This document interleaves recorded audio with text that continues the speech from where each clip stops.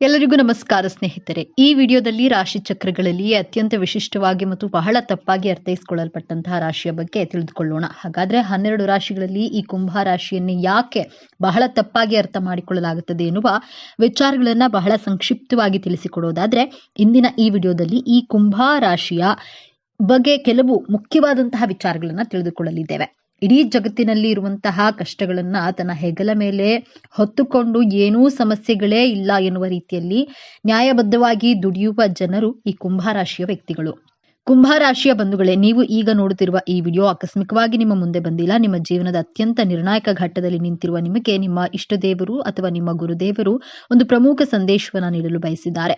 ದೈಹಿಕ ಪರಿಶ್ರಮಕ್ಕಿಂತ ಮಾನಸಿಕ ಪರಿಶ್ರಮಕ್ಕೆ ಪ್ರಾಮುಖ್ಯತೆ ಕೊಡುವಂತಹ, ಅದೃಷ್ಟವನ್ನ ನಂಬುವಂತಹ ಸ್ಮಾರ್ಟ್ ವರ್ಕರ್ ಆದಂತಹ ಕುಂಭರಾಶಿ ಸ್ನೇಹಿತರೆ, ನಿಮ್ಮ ಜೀವನದಲ್ಲಿ ಯಶಸ್ಸನ್ನ ಪಡೆಯಲು ನೀವು ಯಾವ 5 ಪ್ರತಿಜ್ಞೆಗಳನ್ನ ಮಾಡಬೇಕೆಂಬಂತಹ ಸೂಪರ್ ಇಂಟ್ರೆಸ್ಟಿಂಗ್ ವಿಚಾರಗಳನ್ನ ಈ ವಿಡಿಯೋದಲ್ಲಿ ತಿಳಿಸಿಕೊಡಲಿದ್ದೇನೆ. ಅದಕ್ಕೂ ಮುನ್ನ ನೀವಿನ್ನೂ ನಮ್ಮ ಚಾನೆಲ್ಗೆ ಸಬ್ಸ್ಕ್ರೈಬ್ ಆಗಿಲ್ಲ ಅಂದ್ರೆ ಈಗಲೇ ಸಬ್ಸ್ಕ್ರೈಬ್ ಆಗಿ, ಹಾಗೆ ವಿಡಿಯೋಗೆ ಲೈಕ್ ಮಾಡಿ, ವಿಡಿಯೋವನ್ನ ಸ್ಕಿಪ್ ಮಾಡದೆ ಕೊನೆ ತನಕ ನೋಡಿ. ಎಲ್ಲರೂ ಭಕ್ತಿಯಿಂದ ಜೈ ಶನಿದೇವ ಅಂತ ಕಾಮೆಂಟ್ ಮಾಡಿ. ರಾಶಿ ಚಕ್ರದಲ್ಲೇ ಅತ್ಯಂತ ಬೌದ್ಧಿಕ ಮತ್ತು ಮಾನವತಾವಾದಿ ರಾಶಿಯಾದ ಕುಂಭರಾಶಿಯ ಆಳವಾದ ರಹಸ್ಯಗಳನ್ನ ಇಂದು ನಾವು ತಿಳಿದುಕೊಳ್ಳೋಣ. ಕುಂಭರಾಶಿಯ ಚಿಹ್ನೆ ನೀರನ್ನ ಹೊತ್ತ ಮನುಷ್ಯ. ಆದ್ರೆ ಇಲ್ಲಿರುವ ನೀರು ಭಾವನೆಗಳ ಸಂಕೇತವಲ್ಲ, ಇದು ಜ್ಞಾನದ ಅರಿವು ಮತ್ತು ಚೈತನ್ಯದ ಸಂಕೇತ. ಕುಂಭರಾಶಿಯವರು ಆ ಜ್ಞಾನದ ನೀರನ್ನ ಯಾವುದೇ ತಾರತಮ್ಯವಿಲ್ಲದೆ ಇಡೀ ಮನುಕುಲಕ್ಕೆ ಹಂಚಲು ಬಂದವರು. ಈ ರಾಶಿಯ ಅಧಿಪತಿ ನ್ಯಾಯದ ದೇವರಾದ ಶನಿ ಮಹಾತ್ಮ. ಶನಿಯು ಶಿಸ್ತು, ನ್ಯಾಯಕರ್ಮ, ಪರಿಶ್ರಮ ಮತ್ತು ವೈರಾಗ್ಯದ ಕಾರಕ. ಹಾಗಾಗಿಯೇ ಕುಂಭರಾಶಿಯವರಿಗೆ ಹುಟ್ಟಿನಿಂದಲೇ ಒಂದು ಬಲವಾದ ನ್ಯಾಯ, ಪ್ರಜ್ಞೆ, ಶಿಸ್ತುಬದ್ಧ ಜೀವನ ಶೈಲಿ ಮತ್ತು ತಾವು ಮಾಡುವ ಕೆಲಸದಲ್ಲಿ ಆಳವಾದ ನಿಷ್ಠೆ ರಕ್ತದಲ್ಲಿಯೇ ಬಂದಿರುತ್ತೆ. ಇವರು ಅತ್ಯಂತ ತಾಳ್ಮೆವಂತರು, ತಮ್ಮ ಗುರಿ ಮುಟ್ಟಲು ವರ್ಷಗಟ್ಟಲೆ ಕಾಯಲು ಸಿದ್ಧ. ಶನಿಯ ಪ್ರಭಾವದಿಂದ ಇವರು ಗಂಭೀರ ಮತ್ತು ಆಳವಾದ ಚಿಂತಕರು. ಮೇಲ್ನೋಟಕ್ಕೆ ಇವರು ಬಹಳ ವಿಚಿತ್ರವಾಗಿ, ಭಾವನೆಗಳೇ ಇಲ್ಲದವರಂತೆ ಮತ್ತು ತಮ್ಮದೇ ಲೋಕದಲ್ಲಿ ಇರುವಂತೆ ಕಾಣಿಸಬಹುದು. ಇವರು ಸಮಾಜದ ಕಟ್ಟುಪಾಡುಗಳನ್ನ ಸುಲಭವಾಗಿ ಒಪ್ಪಿಕೊಳ್ಳೋದಿಲ್ಲ, ತಮ್ಮದೇ ಆದ ದಾರಿಯನ್ನ ಕಂಡುಕೊಳ್ತಾರೆ. ಆದ್ರೆ ಇದು ಅವರ ಅಹಂಕಾರವಲ್ಲ, ಅದು ಅವರ ಸ್ವಂತಿಕೆ ಮತ್ತು ಹೊಸತನದ ಹುಡುಕಾಟದ ಸ್ವರೂಪ. ಅವರ ಮನಸ್ಸು ಸದಾ ಭವಿಷ್ಯದ ಬಗ್ಗೆ, ಹೊಸ ಆವಿಷ್ಕಾರಗಳ ಬಗ್ಗೆ ಮತ್ತು ಸಮಾಜದ ಒಳಿತಿನ ಬಗ್ಗೆ ಚಿಂತಿಸುತ್ತಿರುತ್ತದೆ. ಸಾಮಾನ್ಯ ವಿಷಯಗಳಿಗಿಂತ ವಿಜ್ಞಾನ, ತಂತ್ರಜ್ಞಾನ, ಸಮಾಜ ಸುಧಾರಣೆ ಮತ್ತು ಬ್ರಹ್ಮಾಂಡದ ರಹಸ್ಯಗಳನ್ನ ಭೇದಿಸೋದ್ರಲ್ಲಿ ಇವರಿಗೆ ಹೆಚ್ಚು ಆಸಕ್ತಿ. ಸಾಮಾನ್ಯವಾಗಿ ಎಲ್ಲರೂ ಅಂದುಕೊಳ್ಳೋದು ಕುಂಭರಾಶಿಯವರು ಸ್ನೇಹಪರರಾಗಿದ್ರು, ಯಾರೊಂದಿಗೂ ಆಳವಾಗಿ ಬೆರೆಯೋದಿಲ್ಲ, ಅವರು ಭಾವನಾತ್ಮಕವಾಗಿ ದೂರ ಉಳಿಯುತ್ತಾರೆ ಎಂದು. ಆದ್ರೆ ಇಲ್ಲಿದೆ ನೋಡಿ ಮೊದಲ ತಿರುವು. ಕುಂಭರಾಶಿಯವರು ಮಾನವೀಯತೆಯನ್ನು ಅತ್ಯಂತ ಆಳವಾಗಿ ಪ್ರೀತಿಸುವರು. ಹೌದು, ನೀವು ಕೇಳಿದ್ದು ಸರಿ. ಅವರ ತರ್ಕಬದ್ಧ ವ್ಯಕ್ತಿತ್ವದ ಹಿಂದೆ ಇಡೀ ಸಮಾಜದ ಬಗ್ಗೆ ಕಾಳಜಿ ವಹಿಸುವ ಒಂದು ವಿಶಾಲವಾದ ಹೃದಯವಿದೆ. ಅವರು ಒಬ್ಬ ವ್ಯಕ್ತಿಗಿಂತ ಹೆಚ್ಚಾಗಿ ಒಂದು ಸಮೂಹವನ್ನ, ಇಡೀ ಮನುಕುಲವನ್ನ ಪ್ರೀತಿಸ್ತಾರೆ. ಅವರ ಸ್ನೇಹಕ್ಕೆ ಜಾತಿ, ಮತ, ಲಿಂಗದ ಹಂಗಿಲ್ಲ. ಅವರ ಸ್ನೇಹ ಸಿದ್ಧಾಂತ ಮತ್ತು ಬೌದ್ಧಿಕತೆಗೆ ಹೆಚ್ಚು ಬೆಲೆ ಕೊಡುತ್ತದೆ. ನೀವು ಅವರ ಬುದ್ಧಿವಂತಿಕೆಯನ್ನ ಗೌರವಿಸಿದ್ರೆ ಅವರಿಗಿಂತ ಉತ್ತಮ ಮತ್ತು ನಿಷ್ಠಾವಂತ ಬೌದ್ಧಿಕ ಸ್ನೇಹಿತ ಮತ್ತೊಬ್ಬರಿಲ್ಲ. ಕುಂಭರಾಶಿಯವರು ಅತ್ಯುತ್ತಮ ಸಲಹೆಗಾರರು. ನಿಮ್ಮ ಯಾವುದೇ ಸಮಸ್ಯೆಗೆ ಅವರು ಭಾವನಾತ್ಮಕವಾಗಿ ಪ್ರತಿಕ್ರಿಯಿಸದೆ ಅತ್ಯಂತ ತಾರ್ಕಿಕ ಮತ್ತು ಪ್ರಾಯೋಗಿಕ ಪರಿಹಾರಗಳನ್ನು ಸೂಚಿಸುತ್ತಾರೆ. ಇವರ ಸ್ನೇಹದಲ್ಲಿ ಅತಿಯಾದ ಭಾವನಾತ್ಮಕ ಸನ್ನಿವೇಶಗಳಿಗೆ ಜಾಗವಿರುವುದಿಲ್ಲ. ಪ್ರೀತಿಯನ್ನು ತೋರಿಸುವ ವಿಚಾರದಲ್ಲಿ ಇವರು ಸ್ವಲ್ಪ ಭಿನ್ನ. ಇವರಿಗೆ ಪ್ರೀತಿ ಅಂದ್ರೆ ಮೊದಲು ಅದೊಂದು ಉತ್ತಮ ಸ್ನೇಹವಾಗಿರಬೇಕು. ಬೌದ್ಧಿಕವಾಗಿ ಹೊಂದಾಣಿಕೆ ಆಗದಿದ್ರೆ ಇವರಿಗೆ ಪ್ರೀತಿ ಮೂಡೋದು ಕಷ್ಟ. ತಮ್ಮ ಸಂಗಾತಿಯನ್ನು ಒಬ್ಬ ವ್ಯಕ್ತಿಯಾಗಿ ಗೌರವಿಸ್ತಾರೆ ಮತ್ತು ಅವರಿಗೆ ಸಂಪೂರ್ಣ ಸ್ವಾತಂತ್ರ್ಯವನ್ನು ನೀಡ್ತಾರೆ. ವೃತ್ತಿ ಜೀವನಕ್ಕೆ ಬಂದ್ರೆ ಕುಂಭರಾಶಿಯವರು ಹುಟ್ಟು ವಿಜ್ಞಾನಿಗಳು ಮತ್ತು ಸಮಾಜದ ಸುಧಾರಕರು. ಇವರಿಗೆ ವಿಜ್ಞಾನ, ಸಂಶೋಧನೆ, ತಂತ್ರಜ್ಞಾನ, ಗಗನಯಾನ, ಸಾಮಾಜಿಕ ಸೇವೆ, ಎಂಜಿನಿಯರಿಂಗ್ ಮತ್ತು ಜ್ಯೋತಿಷ್ಯದಂತಹ ಕ್ಷೇತ್ರಗಳು ಹೆಚ್ಚು ಸೂಕ್ತ. ಇವರಲ್ಲಿರುವ ಹೊಸದನ್ನ ಕಂಡುಹಿಡಿಯುವ ವಿಶ್ಲೇಷಣಾತ್ಮಕ ಬುದ್ಧಿ ಇವರನ್ನ ತಮ್ಮ ಕ್ಷೇತ್ರದಲ್ಲಿ ಅನನ್ಯರನ್ನಾಗಿ ಮಾಡುತ್ತೆ. ಹಣಕಾಸಿನ ವಿಚಾರದಲ್ಲಿ ಇವರು ಬಹಳ ವಿಚಿತ್ರ. ಇವರಿಗೆ ಹಣದ ಮೇಲೆ ಹೆಚ್ಚು ವ್ಯಾಮೋಹವಿರುವುದಿಲ್ಲ. ಜ್ಞಾನ ಮತ್ತು ಅನುಭವಕ್ಕಾಗಿ ಹಣವನ್ನ ಖರ್ಚು ಮಾಡಲು ಇವರು ಹಿಂಜರಿಯುವುದಿಲ್ಲ. ಕುಂಭರಾಶಿಯವರು ತನ್ನ ಜೀವನದಲ್ಲಿ ಯಶಸ್ಸಿನ ಪತಾಕೆಯನ್ನು ಹಾರಿಸಲು, ಸುಖ, ಸಂತೋಷ, ನೆಮ್ಮದಿಯಾಗಿರಲು ಮಾಡಬೇಕಾಗಿರುವಂತಹ ಮೊದಲನೆಯ ಪ್ರತಿಜ್ಞೆ, ಕುಂಭರಾಶಿಯವರು ಜ್ಞಾನದ ಕುಂಭವನ್ನ ಹೊತ್ತವರು. ನಿಮ್ಮಲ್ಲಿ ನಾಲೆಡ್ಜ್ ಎಕ್ಸಲೆಂಟ್ ಆಗಿರುತ್ತೆ. ನಿಮ್ಮ ಸುತ್ತಮುತ್ತಲಿನವರಿಗೆ, ನಿಮ್ಮ ಸ್ನೇಹಿತರಿಗೆ, ನಿಮ್ಮ ಬಾಸ್ಗೆ ಐಡಿಯಾಸ್ಗಳನ್ನ ಕೊಡುವಷ್ಟು ಎಕ್ಸ್ಪರ್ಟ್ಗಳಾಗಿರ್ತೀರಾ. ಎಲ್ಲರನ್ನ ಉದ್ಧಾರ ಮಾಡ್ತೀರಾ. ವಿಪರ್ಯಾಸ ಏನಂದ್ರೆ ನಿಮ್ಮ ನಾಲೆಡ್ಜ್ ಅನ್ನ ನೀವೇ ನಿಮ್ಮ ಲೈಫ್ ನಲ್ಲಿ ಇಂಪ್ಲಿಮೆಂಟ್ ಮಾಡಿಕೊಳ್ಳೋದಿಲ್ಲ.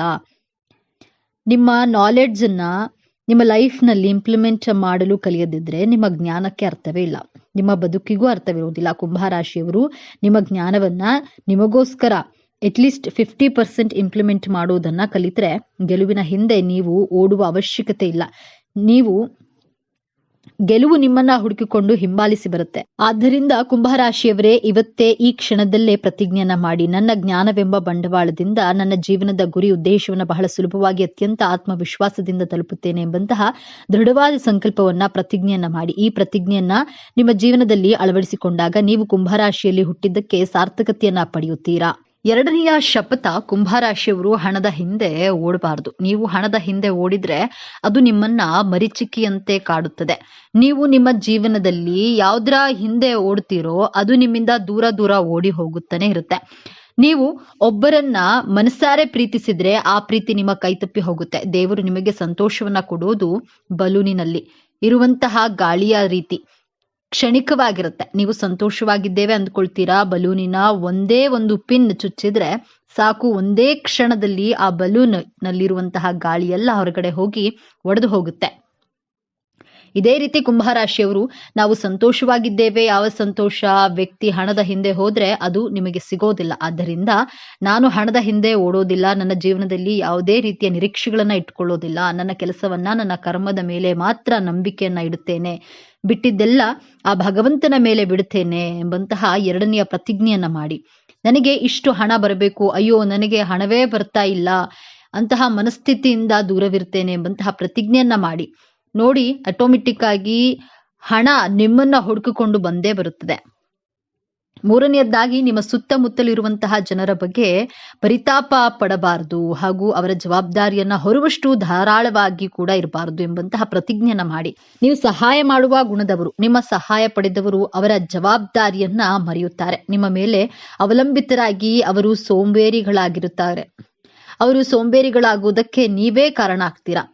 ಜೀವನ ಪೂರ್ತಿ ಬೇರೆಯವರ ಜವಾಬ್ದಾರಿಗಳನ್ನ ನೀವೇ ಹೊತ್ತರೆ ನಿಮ್ಮ ಜೀವನದ ಜವಾಬ್ದಾರಿಯನ್ನ ನೀವು ಹೊರೋದು ಯಾವಾಗ? ಇದು ಸಾಧ್ಯವಾಗದ ಮಾತು. ಎಷ್ಟು ಬೇಕೋ ಅಷ್ಟು ಸಹಾಯವನ್ನ ಮಾಡಿ.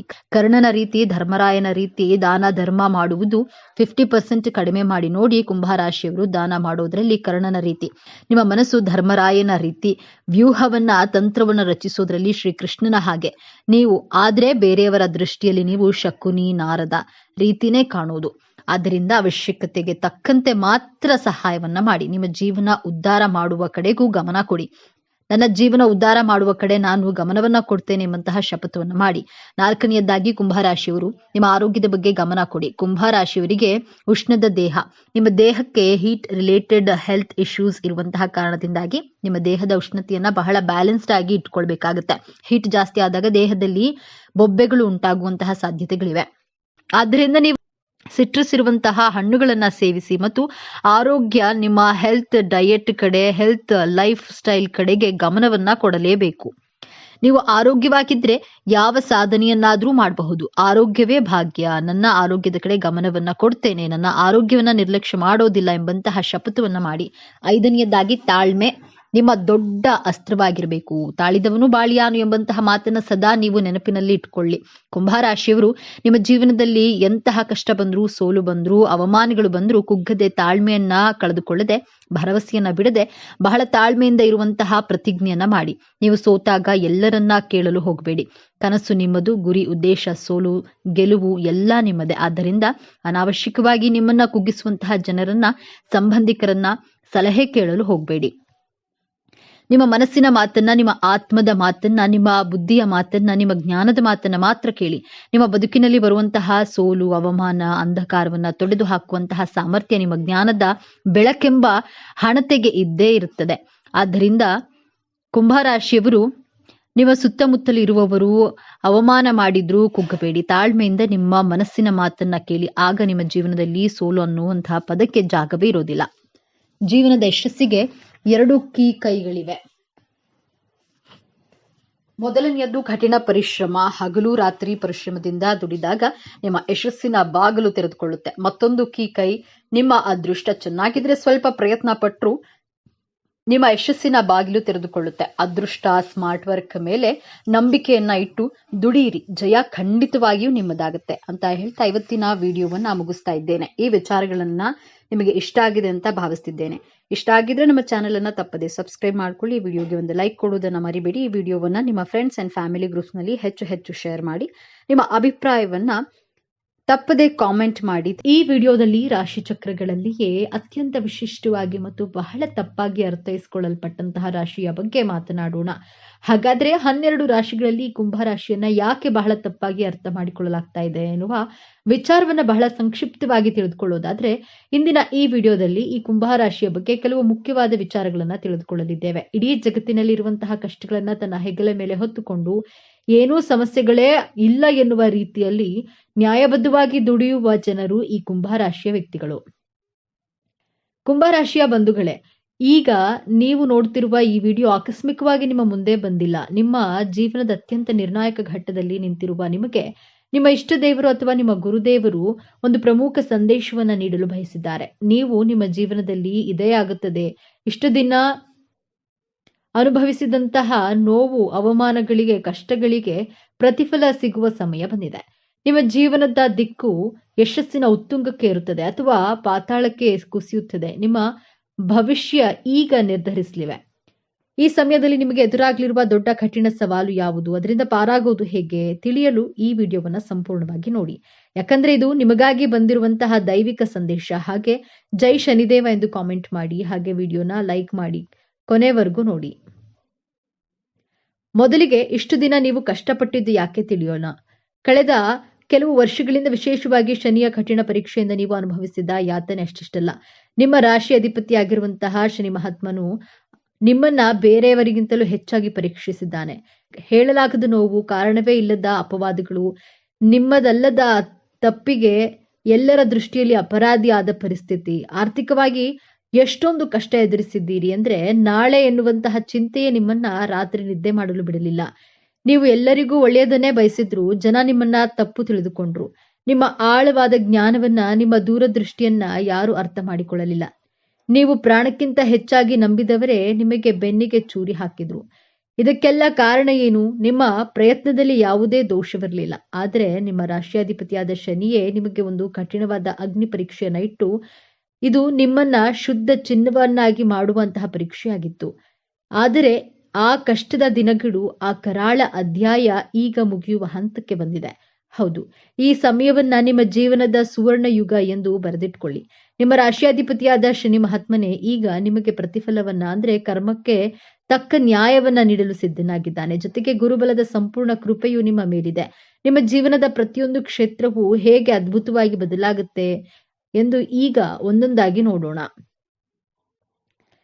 ಎಷ್ಟೋ ದಿನಗಳಿಂದ ಒಂದೇ ಜಾಗದಲ್ಲಿ ಕೂತು ನಿಮ್ಮ ಬುದ್ಧಿವಂತಿಕೆಗೆ, ನಿಮ್ಮ ಹೊಸ ಆಲೋಚನೆಗಳಿಗೆ ತಕ್ಕ ಬೆಲೆ ಸಿಗಲಿಲ್ಲ. ಎಷ್ಟೇ ಪ್ರಾಮಾಣಿಕವಾಗಿ ದುಡಿದ್ರೂ ನಿಮಗೆ ಪ್ರಶಂಸೆ ಸಿಗಲಿಲ್ಲ. ಆದರೆ ಈ ಉತ್ತಮ ಸಮಯದಲ್ಲಿ ಗ್ರಹಗಳ ಸಂಚಾರವು ನಿಮ್ಮ ವೃತ್ತಿ ಸ್ಥಾನವನ್ನ ಬಲಪಡಿಸುತ್ತಿದೆ.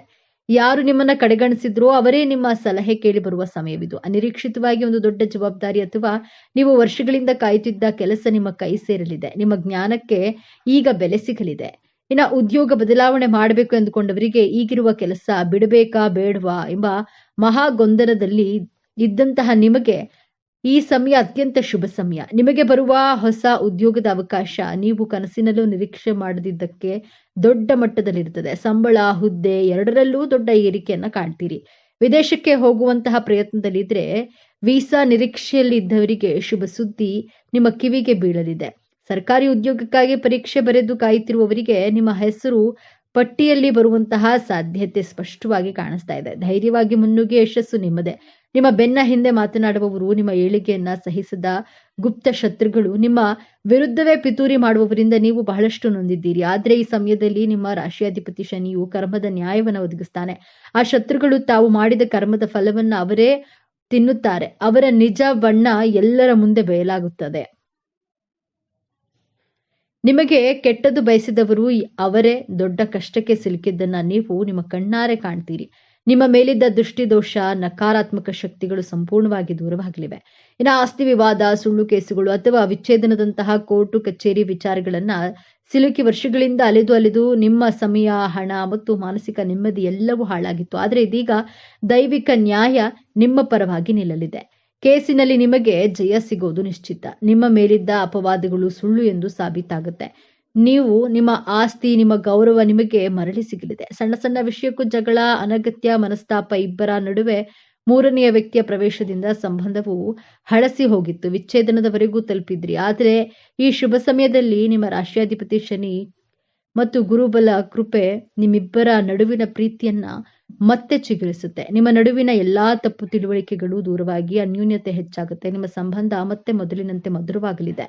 ಇನ್ನು ಮದುವೆಯಾಗದ ಕುಂಭರಾಶಿಯ ಯುವಕ ಯುವತಿಯರಿಗೆ ನಿಮ್ಮಂತೆಯೇ ಆಳವಾದ ಜ್ಞಾನ, ವಿದ್ಯೆ ಮತ್ತು ಒಳ್ಳೆಯ ಗುಣಗಳಿರುವಂತಹ ಉತ್ತಮ ಸಂಬಂಧವನ್ನ ಕೂಡಿ ಬರಲಿದೆ.